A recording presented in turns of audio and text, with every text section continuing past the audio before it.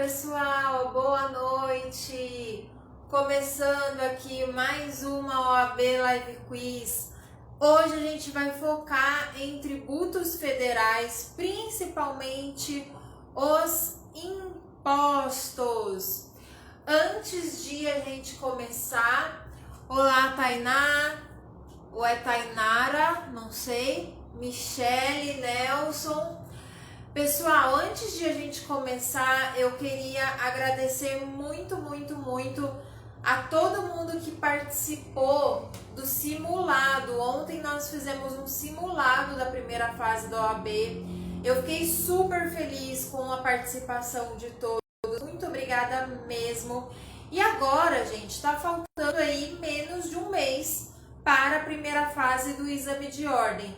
Celice, querida, seja bem-vinda. Então, o que eu queria comentar aqui com vocês? Já tá faltando menos de um mês para a primeira fase do exame de ordem, que vai ser no dia 7 de março. Até agora não temos nenhuma notícia de adiamento, então tudo indica que será mantida essa data. Claro que se houver algum adiamento, nós todos ficaremos sabendo. Principalmente para quem fez o simulado de ontem. De agora em diante, pessoal, vocês precisam focar naquelas áreas que vocês sentem que precisam estudar um pouco mais, naquelas áreas que você já percebeu, tal matéria eu sou um pouco mais fraca, um pouco mais fraco. E não vai querer agora ficar lendo doutrina. Agora é hora de focar em exercício,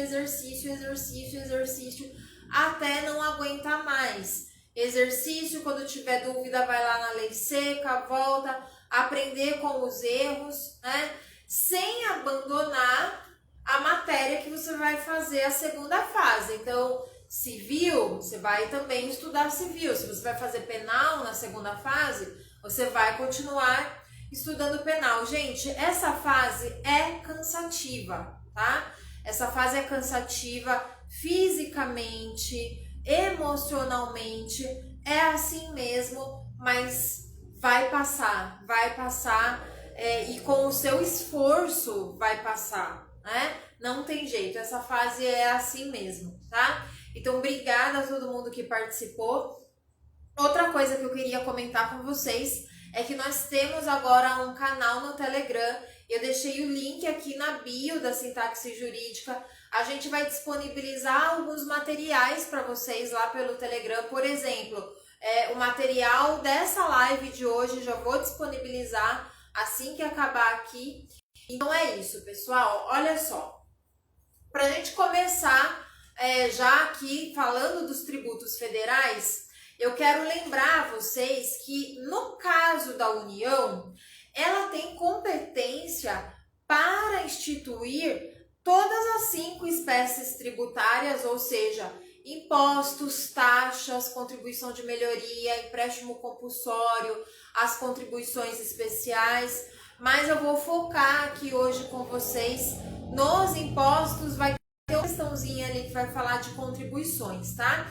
E aí eu quero pedir para vocês especial atenção com os artigos da Constituição que trata dos impostos federais, em especial o artigo 153 e o artigo 154, lembrando que nos territórios federais, pelo artigo 157, a União teria competência cumulativa para instituir os impostos estaduais e municipais. Eu digo teria, porque nós não temos atualmente no Brasil nenhum território federal, como era, por exemplo, antigamente Fernando de Noronha. Sandra, seja bem-vinda, querida. Então, esses artigos que eu acabei de mencionar, 153, 154, o 157 também, no que diz respeito aos impostos, são artigos estratégicos para vocês lerem lá na Constituição, mas não são os únicos, tá? Ao longo aqui da nossa live eu vou mencionando os outros artigos que são importantes para esse momento também, ok? Então, sem mais delongas, vamos agora começar aqui com a nossa primeira questão. E nessa primeira questão a gente vai falar sobre seja bem-vinda. O ITR é o imposto de competência da União sobre a propriedade territorial rural. Lembrando, gente, que os impostos da União, tirando o imposto sobre a renda, praticamente todos são impostos extrafiscais, ou seja, aqueles impostos que servem como instrumento de intervenção no domínio social e econômico. O ITR, o Imposto sobre a Propriedade Territorial Rural, tem essa característica. Ele não é um tributo preponderantemente arrecadatório, ele é um tributo preponderantemente extrafiscal e ele visa coibir a manutenção de propriedades improdutivas, né, nas nossas áreas rurais. Então vamos lá, pessoal. A questão é o seguinte, eu vou para o enunciado, tá? O município M, ao realizar a opção constitucionalmente prevista, fiscalizou e cobrou imposto sobre a propriedade territorial rural, incidente sobre as propriedades rurais localizadas fora da sua área urbana. Em função desse fato, o município M recebeu 50% do produto do imposto da União sobre a propriedade rural relativo aos imóveis nele situados. Diante dessa situação, para fiscalização e cobrança do ITR pelo município M, assinale a afirmativa correta. Talvez vocês estejam estranhando o que o enunciado aqui está dizendo, então só para recapitular aqui a situação, é o município, esse município M, que está cobrando e fiscalizando o ITR, que é o imposto de competência da União, e ele ficou com 50% do arrecadado, do valor arrecadado. Éder, meu irmão amado, obrigada pela presença aqui. Então vamos lá, gente, quais são as alternativas corretas aqui? Ou qual é a alternativa correta? Fiquei nervosa, fiquei emocionada com a entrada aqui do Éder na live. Vamos lá. Alternativa A. Não são possíveis... Gente, não são possíveis aqui o quê? A fiscalização e a cobrança do ITR pelo município, tá? Não são possíveis por se tratar de imposto de competência da União. Alternativa B. São possíveis, sendo igualmente correta a atribuição de 50% do produto da arrecadação do imposto a ele. A ele quem? O município. Alternativa C. São possíveis, porém, nesse caso, a totalidade do produto da arrecadação do imposto pertence ao município. E letra D. São possíveis, porém, nesse caso, 25% do produto da arrecadação do imposto pertence ao município. Vamos lá, Vitor, você que acabou de chegar, Renato que acabou de chegar, aqui nos comentários qual é a alternativa correta, A, B, C ou D. Nesse caso em que o município fiscaliza e arrecada o ITR. O que acontece? Isso é possível? Não é possível? O município vai ficar com algum percentual desse valor arrecadado aqui a título de ITR? Aqui nos comentários, gente, agora é com vocês.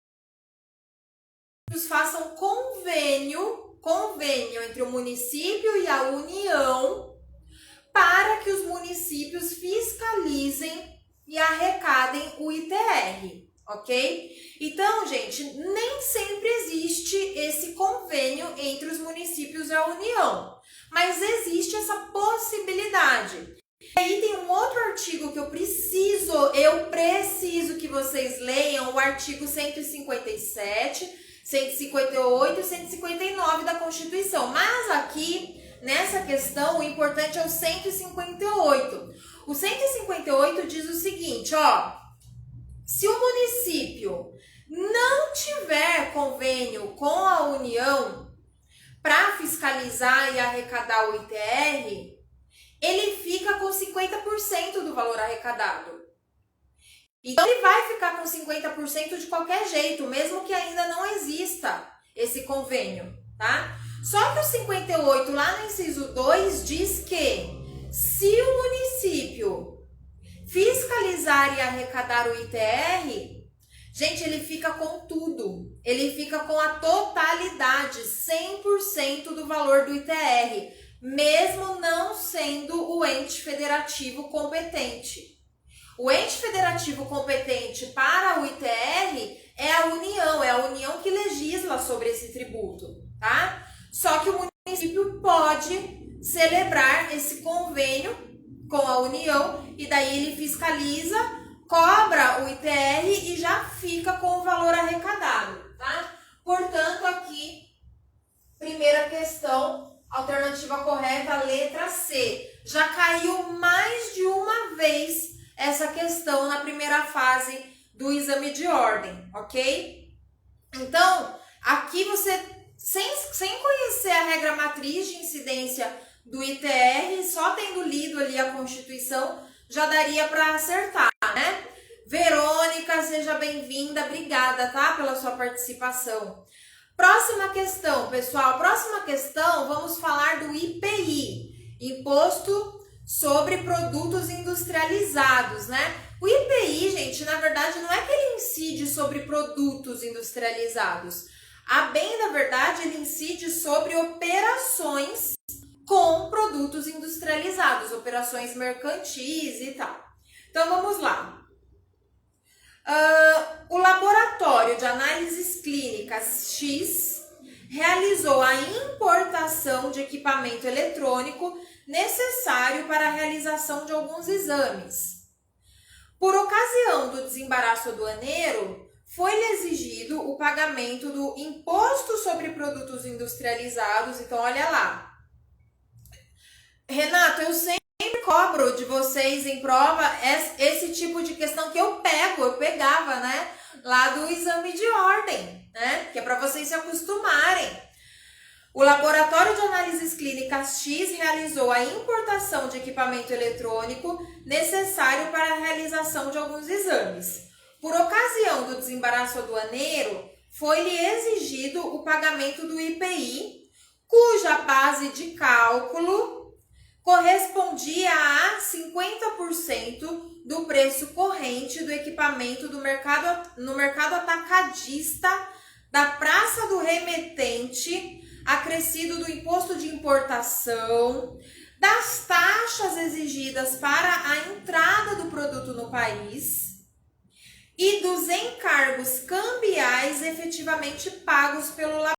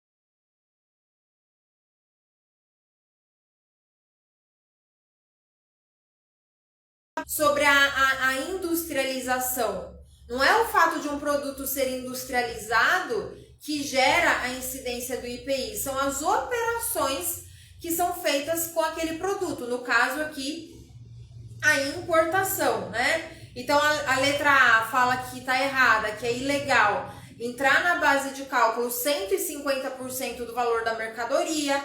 Na alternativa B, seria ilegal porque tá na base de cálculo o imposto de importação, então incidindo IPI sobre o valor do imposto de importação, o imposto sobre o outro. A letra C tá falando que é ilegal essa exigência. Tá travando aí, gente? Tá normal para vocês? Na letra C, tá falando que é ilegal a exigência porque o IPI não tinha que incidir sobre as taxas exigidas ali no momento do desembaraço. E a letra D, falando que não deveria incidir o IPI sobre os encargos cambiais. Encargos cambiais. Douglas, que legal ver você por aqui. Genilton. Gente, qual que é a alternativa A? A alternativa correta, gente? Tá normal, Verônica? Então tá bom. Vamos lá, qual que é a alternativa correta? A, B, C ou D? Renato tá em dúvida entre a D e A.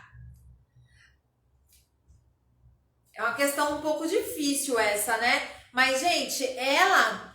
Basta você ter lido o CTN, tá? O fundamento dela tá na lei, tá no Código Tributário Nacional, não tá nem na lei que regulamenta o IPI especificamente, tá? Deu uma falhada, peraí. Gente, deu uma falhada porque acabou a luz aqui em casa, mas já voltou, tá? Já voltou. Ó, dessa questão, a alternativa correta é a letra A.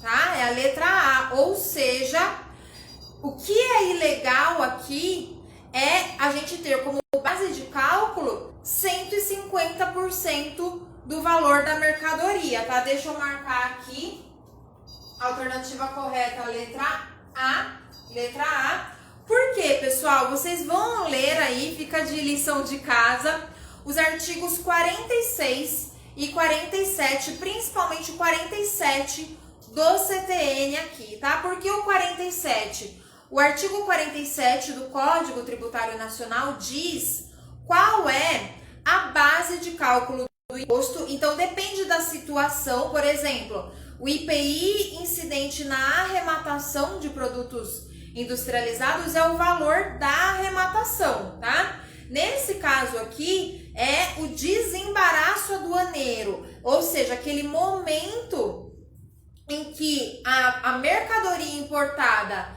ingressa aqui no nosso território, a incidência de uma série de tributos, entre os quais o IPI. Só que lá no artigo 47 do CTN, inciso 1, letra A, o código diz que é o preço normal. O preço normal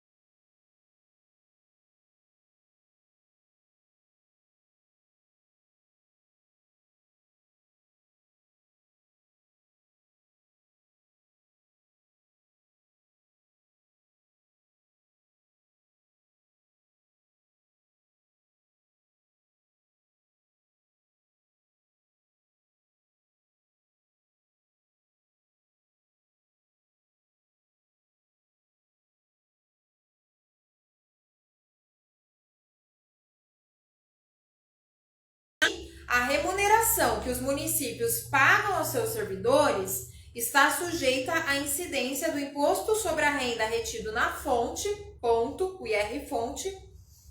E aí o enunciado pede o seguinte: assinale a alternativa que indica o ente público ao qual pertence o produto da arrecadação do IR-fonte nesse caso específico. Então, olha o que o examinador está te perguntando.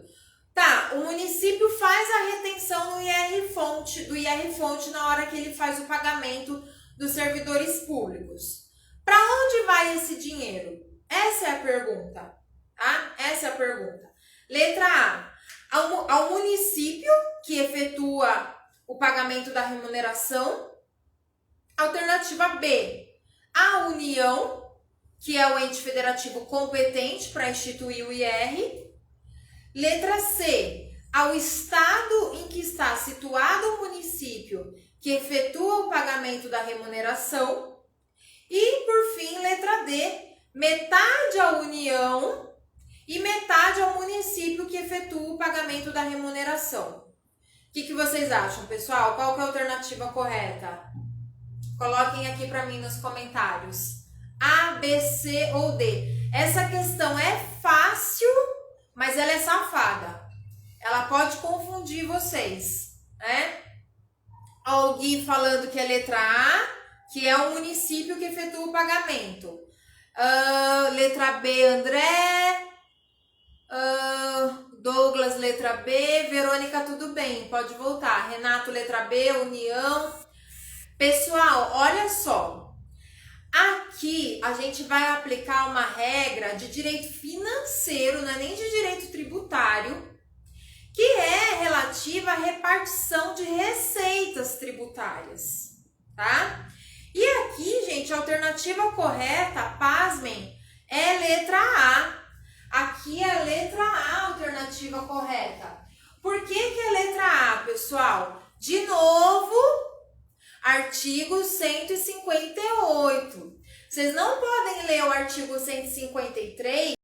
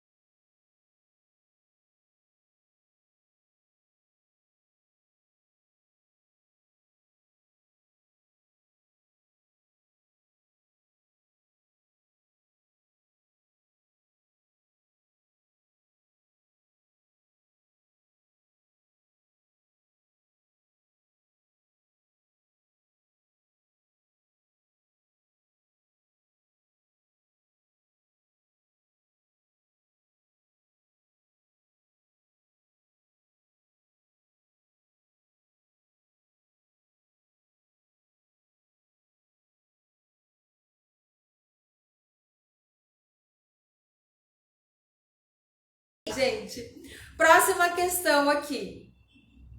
Visando fomentar a indústria brasileira, uma nova lei publicada presta atenção na data, 18 de fevereiro de 2010, majorou, o que é majorou mesmo? Aumentou, né?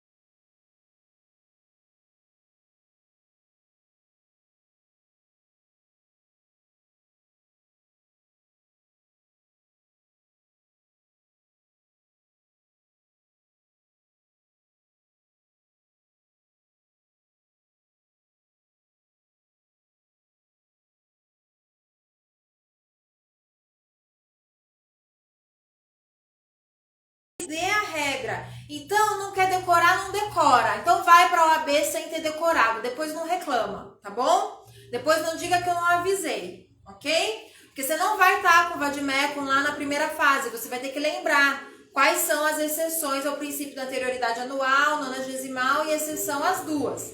Por isso que eu falo para vocês decorarem. Não é porque eu gosto que decore, tá bom? Só para constar. Não é que eu goste, tá? É que precisa. Vocês vão receber esse tipo de cobrança. Então não quer decorar, não decora. Aí depois não reclama comigo, né? Gente, desculpa. As exceções à anterioridade anual, nonagesimal, vai ter que decorar, perdão. Não é culpa minha, não é culpa minha. O examinador da primeira fase da OAB, ele sabe que é difícil de decorar isso. Ele vai vai cobrar aqui de vocês. Então é isso, tá? Agora vamos para a nossa quinta e última questão aqui, gente. Desculpa, precisava fazer esse desabafo. Vamos lá, quinta questão, gente. É bem interessante essa quinta questão, né? É isso. André, no dia a dia, quando você for advogar, você tem o código, você pode consultar a Constituição no site do Planalto 3 milhões de vezes se precisar. Mas lá na primeira fase da OAB você não vai estar com o código na mão. Não vai estar com o seu vadimécum, esse que é o problema, né? Vai ter que decorar. Gente, as exceções. O examinador, ele vai lá nas exceções, né? Ai, vamos lá. Quinta questão.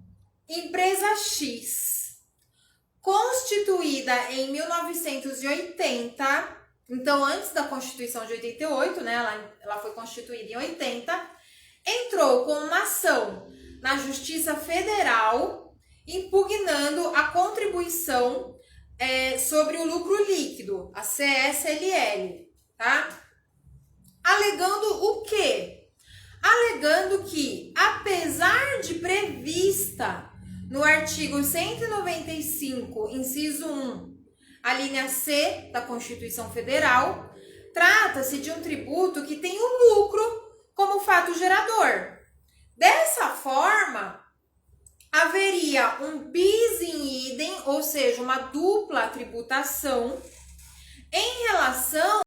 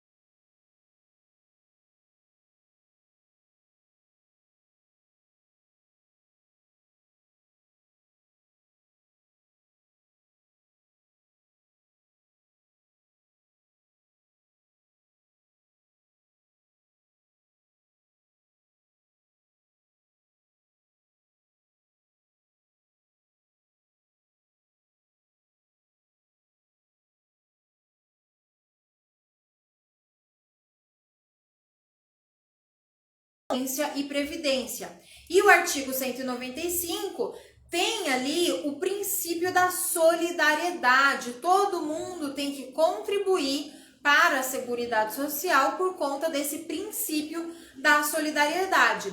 Aliás, é importante que vocês saibam o seguinte: na estrutura do tributo em si, na verdade, não existe diferença entre os impostos e as contribuições, porque as contribuições, assim como os impostos, eles têm ali o princípio da capacidade contributiva, tem todas as garantias asseguradas ao contribuinte. A diferença entre os impostos e as contribuições sociais está justamente nessa vinculação das contribuições à Seguridade Social, tá? Não existe uma vinculação ao contribuinte, tá? Não é assim porque você pagou a contribuição social sobre o lucro líquido que você vai ter uma contrapartida dos estados, né? Isso seria mais parecido com uma taxa, né? Aqui não, gente. Aqui a vinculação, ela é a própria finalidade para a qual esses tributos são instituídos. No caso aqui, tributos para o financiamento da Seguridade Social. E aí, eu quero que vocês anotem, se tiverem curiosidade de pegar para ler jurisprudência do Supremo Tribunal Federal, tá? Recurso extraordinário 582.525, recurso extraordinário 582.525, julgado em sede de repercussão geral. Se vocês pegarem a ementa, não está tão claro assim na ementa, mas eu vou ler um pedacinho aqui só da ementa. Ó, o valor pago a título de CSLL não perde a característica de corresponder a parte dos lucros ou da renda do contribuinte pela circunstância de ser utilizado para solver obrigação tributária. Na discussão lá do recurso extraordinário, o que o contribuinte queria? Ele queria que, pelo menos, na hora de calcular o imposto de renda, a CSLL fosse tirada, fosse deduzida da base de cálculo do imposto, porque, de acordo com a empresa, se não houvesse essa dedução, estaria acontecendo ali a dupla tributação, esse bis em idem.